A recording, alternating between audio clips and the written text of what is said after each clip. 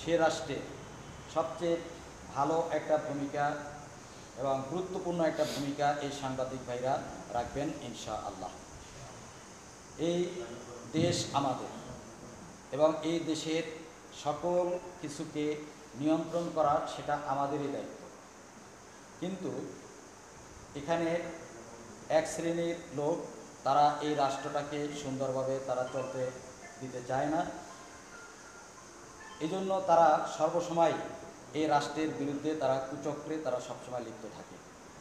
আমরা এই কুচক্রি মহল থেকে আমাদের রাষ্ট্রটাকে আমাদেরকে হেফাজত করতে হবে, রক্ষা করতে হবে। এই জন্য জামাত ইসলামী তারা সর্বসময় অত্যন্ত দক্ষতা, নীতি, নৈতিকতা, আদর্শ নিয়ে তাদের কাজ করতে পারতেছে আলহামদুলিল্লাহ। এই সিরাজদিখানে প্রায় অর্ধশত সাংবাদিক ভাইরা এখানে কাজ করতেছেন। এই পর্যন্ত আমার জানা মতে আপনাদের চোখে জামাত ইসলামী কোনো একজন নেতা কর্মীর বিরুদ্ধে এখন পর্যন্ত আপনারা কোনো ধরনের একটা ব্যাড নিউজ আপনারা পান নাই। ইনশাআল্লাহ আমরা সামনের দিকেও আশা করি যে আমাদের থেকে এ ধরনের কোনো খারাপ কোনো সংবাদ আপনারা পাবেন না। এরপরেও কোনো ব্যক্তি ভুলের ঊর্ধ্বে নয়। যদি আমাদের জামাতের কোনো কর্মী, কোনো নেতা, তার ভিতরে যদি আপনারা কোনো ভুল পরিলক্ষিত হয় আপনাদের কাছে, আপনারা একটু তদন্ত করবেন, প্রয়োজনে আমাদের দায়িত্বশীলদের সাথে আপনারা এটা আলাপ করবেন। ইনশাআল্লাহ রাষ্ট্র, জনগণ তার ব্যাপারে যে কোনো সিদ্ধান্ত নেবে, তার আগে সংগঠন তার ব্যাপারে সিদ্ধান্ত নিতে পারবো ইনশাআল্লাহ।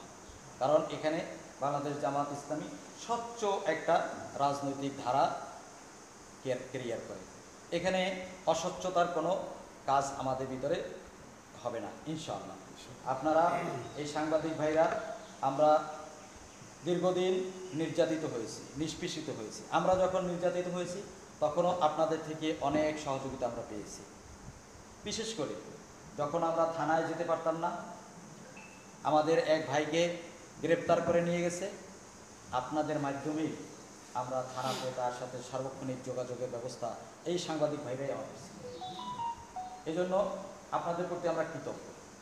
আমাদের দুঃখে সুখে আপনারা আমাদের পাশে ছিলেন এবং আপনারা অনেক সময় আমাদের প্রতি একটা জুলুম হবে এই আশঙ্কা যখনই দেখেছেন, আপনারা আমাদেরকে বলছেন যে ভাই আপনাদের উপরে, আপনাদের সংগঠনের উপরে এই ধরনের একটা কিন্তু জুলুম হওয়ার সম্ভাবনা আছে, আপনারা আমাদেরকে সতর্ক করতেন।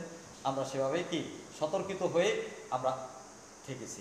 ইনশাআল্লাহ আগামী দিনেও আপনারা আমাদের সকল কাজে সহযোগিতা করবেন, আপনাদের কাছে সে আশাবাদ ব্যক্ত করি। আর যেহেতু আপনারা এই সুন্দর একটা পেশায় আছেন, এই পেশাটার প্রতি কিন্তু মানুষের আস্থাও আছে, আবার কি মানুষের ঘৃণাও আছে। দেখেন, পজিটিভ সংবাদ এটা কিন্তু মানুষ খুব কম গ্রহণ করে, নেগেটিভ সংবাদটাই কিন্তু মানুষ খুব তাড়াতাড়ি গ্রহণ করে। আর শত শত পজিটিভ একটা নেগেটিভ দিয়েই কিন্তু সেটা কি ম্লান হয়ে যায়। এই জন্য আমাদের সার্বিক বিবেচনায় দেখতে হবে যে একজন ব্যক্তি বা সমাজ বা একজন ব্যক্তির ভিতরে যদি একটা ছোটোখাটো ত্রুটি যদি আমাদের কাছে যদি আসে, তাহলে আমরা প্রথমেই চেষ্টা করব যে ওই ব্যক্তিকেই কি এই বিষয়টা সতর্ক করার জন্য। যদি দেখি না ব্যক্তি সেটা সতর্কিত হচ্ছে না, তখন আমরা কি তার ব্যাপারে বৃহৎ পরিসরে আমরা পরিকল্পনা আমরা নিব। যেরকম আমি যদি একটা উদাহরণ দিলে হয়তো উদাহরণটা আপনারা অন্যভাবে নেবেন না। যেরকম আমি একটা এলাকায় একটা মেয়ে দেখতে গেলাম, মেয়ে দেখতে যাওয়ার পরে জিজ্ঞেস করলাম যে ভাই এই মেয়েটা কেমন? তো সে বলল মেয়েটা খুব ভালো, বংশ ভালো, বাড়ি ভালো, ঠিক আছে, তার লেখাপড়া ভালো, তার চলাফেরা ভালো, সব কিছু ভালো। কিন্তু এই যে লাস্টে একটু কিন্তু বলছে, এতক্ষণ যত কিছু ভালো বলছে, এখন আমার ভিতরে কিন্তু একটু সন্দেহ কি জাগ্রত হয়ে।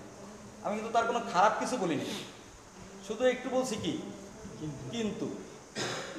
এই সাংবাদিক ভাইরা মাঝে মাঝে এরকম একটু কিন্তু বলে আসলে আমাদের পরিবেশটাকে অনেক সময় আমরা কি নষ্ট করে ফেলি। কিন্তু এটার ক্ষেত্রেও আপনারা কোনো গুণী ব্যক্তি যেন আমাদের সাংবাদিকের একটু কলমের খোঁচায় যেন সে কোনো ক্ষতিগ্রস্ত না হয়। কোনো নিরীহ ব্যক্তি সে যেন কি তার কোনো উপরে যেন কোনো জুলুম আমাদের সাংবাদিকদের মাধ্যমে না হয়, এটা আমরা একটু খেয়াল রাখি। কারণ দিন শেষে আমি যেরকম অন্যের সংবাদ আমি পরিবেশন করি, অন্যের সংবাদ আমি যেরকম সংগ্রহ করি, কিন্তু রব্বুল আলামিন কিন্তু আমার সংবাদও কিন্তু সে সংগ্রহ করতেছে। আমি কি সংবাদ পরিবেশন করতেছি, আমি কতটুকু সত্য পরিবেশন করতেছি, কতটুকু মিথ্যা পরিবেশন করতেছি, এর উপরেই কিন্তু আমাকে আবার আল্লাহর কাছে জবাবদিহি করতে হবে। এই জবাবদিহিটা দেখেই আমরা যেন আমাদের সাংবাদিকতা পেশাটায় আমরা আত্মনিয়োগ করি। পরিশেষে আপনাদের কাছে আমাদের বাংলাদেশ জামাত ইসলামী সিরাজদি খান উপজেলা মুন্সিগঞ্জ জেলার পক্ষ থেকে আপনাদের আন্তরিক মোবারকবাদ যে আজকের এই অনুষ্ঠানে আপনারা আমাদের এখানে থেকে এসে আমাদের এই সাংবাদিক ভাইদের এই ইফতার মাহফিলকে সার্থক করেছেন। এজন্য আপনাদেরকে আন্তরিকভাবে মোবারকবাদ জানাচ্ছি। এবং আগামী দিনে আমরা যে জুলাই বিপ্লবের পরে নতুন যে একটা বাংলাদেশ গড়তে চাচ্ছি, সেখানে কোনো একক ব্যক্তি, একক কোনো গোষ্ঠী নিয়ে আমরা এই দেশ গড়তে পারবো না। আমাদের সকলকে মিলেমিশেই আমাদের এই দেশটা গড়তে হবে। সেখানে আমরা সকল শ্রেণী, সকল পেশার সকল মানুষকে আমরা সাথে নিয়ে একত্রেই আমরা এই দেশটা গড়ব ইনশাআল্লাহ। সেই আহ্বান রেখেই আমি আমার বক্তব্য এখানে শেষ করছি। সকলের সুস্বাস্থ্য দীর্ঘায়ু কামনা করতেছি। সকলের পেশাদারি দায়িত্ব সুন্দরভাবে আমরা আঞ্জাম দিতে পারি, আল্লাহ তাআলা আমাদেরকে সে তৌফিক দান করুন। আসসালামু আলাইকুম ওয়া রাহমাতুল্লাহি ওয়া বারাকাতুহু।